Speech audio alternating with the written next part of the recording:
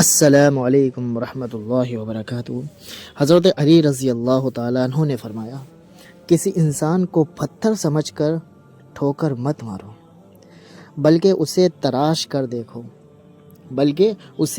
کر دیکھو، شاید وہ ہیرا ہو۔ کسی انسان کو پتھر سمجھ کر ٹھوکر نہ مارو۔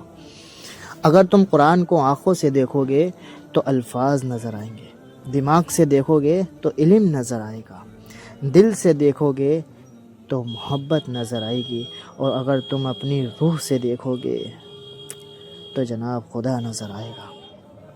جب اللہ تم سے کہہ رہا ہے کہ مجھ سے مانگو میں دوں گا تو کیا تمہیں یہ قبولیت کی دلیل نہیں لگتی؟ اللہ سے مانگو، اللہ ہی دے گا۔ بہترین ہم سفر کی سب سے بڑی خاصیت یہ ہے کہ آپ سے اختلاف اور ناراضگی کے باوجود بھی آپ کا خیال رکھنا، آپ کی فکر کرنا نہیں چھوڑتا ہے۔ درود پڑھیے، ثواب ملتا ہے۔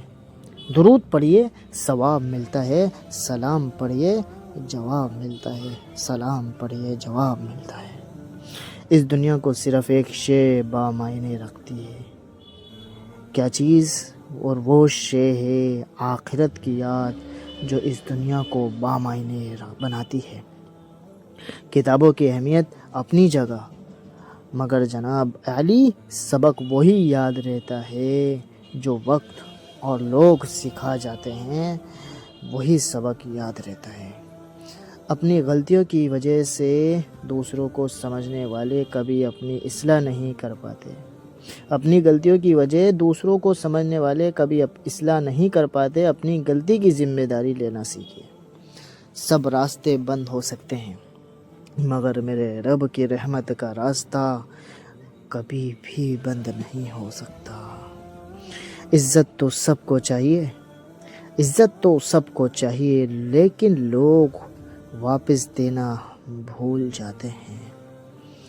کسی نیک عمل کی توفیق مل جانا ہی جناب علی قبولیت کی بڑی نشانیوں میں سے ایک نشانی ہے۔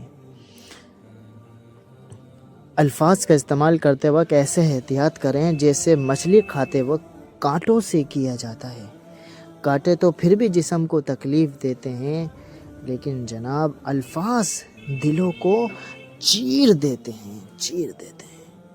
رشتے توڑنے کا مشورہ تو کوئی بھی دے سکتا ہے، مگر رشتے جوڑنے اور نبھانے کی ترغیب کوئی باشعور شخص ہی دے سکتا ہے۔ رشتے توڑنے کا مشورہ تو کوئی بھی دے سکتا ہے۔ جناب جاتے ویڈیو کو لائک اور چینل کو سبسکرائب کرنا مت بھولیں۔ جزاکم اللہ خیر۔